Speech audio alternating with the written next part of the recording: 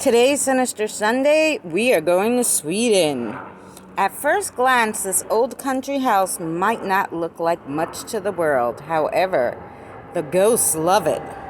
The fragile wooden walls and the creaking floors have been, for over 100 years, the scene of some crazy paranormal experiences and activity. This is considered one of the most haunted places in the world. The first inhabitants, which came more than 250 years ago, would settle in this small town and call it Borgvattnet. As with most new towns at the time, a church was the first structure to be built. Any priest who decided to take the job, it was customary for them to get a small piece of land and a small farm, which they would cultivate on. In 1876, the first priest moved into the Vicarage, and a total of 15 priests would live here before the final one had enough of all the ghostly activity and moved out. After that, they made it a bed and breakfast.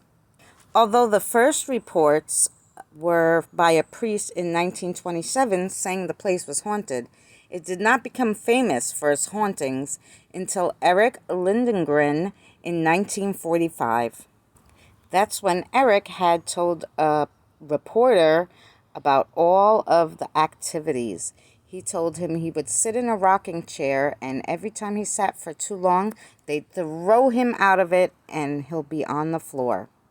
No one exactly knows why this place is so haunted, but in 1927, Vicar Niels Hedlund wrote a letter to say that his mother, Martha, died in this house in 1907 during childbirth. His father, Per, couldn't face his wife's passing and buried her in the backyard.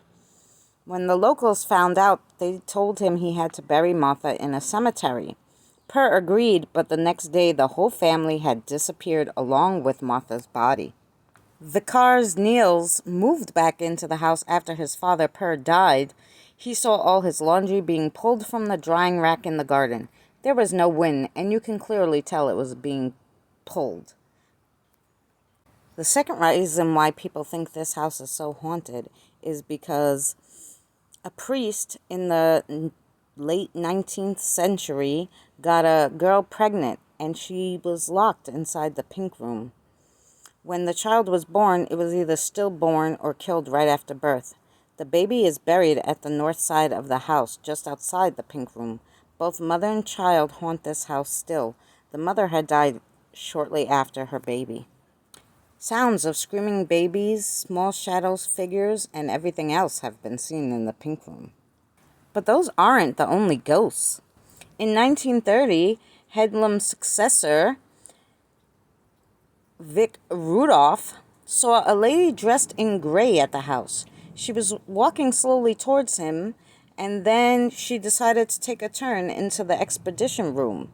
When he went to see who she was, there was no one in the room. Otto Lindengren and his wife moved in 1936.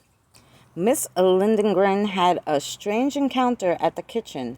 She was home alone when one day she heard music coming from behind the closed door. She opened the kitchen door and the music suddenly stopped. In 1941, a visitor to the house was sleeping, and she felt like someone was watching her and woke up at 3 a.m. She must have thought she was dreaming when she saw 3 ladies gazing at her from the couch right opposite the bed. When she turned on the lights, the ladies were still there, but she could see right through them. The yellow room was probably the room in which Martha died. Guests of the bed and breakfast see shadows in this room, sometimes feel people pulling on their clothes, and they've claimed to see dents in the bedspread like someone's sitting on it. In the blue room, people have heard the sounds of heavy furniture being dragged across the floor, the sounds of babies screaming, and it just feels like a really depressing and sad place. Today you could go visit and stay there. Pick a room. Anyone you go to, you're going to have maybe an unexpected visitor. Well, thanks for joining us, guys, on this Sinister Sunday, and we'll see you on the next adventure.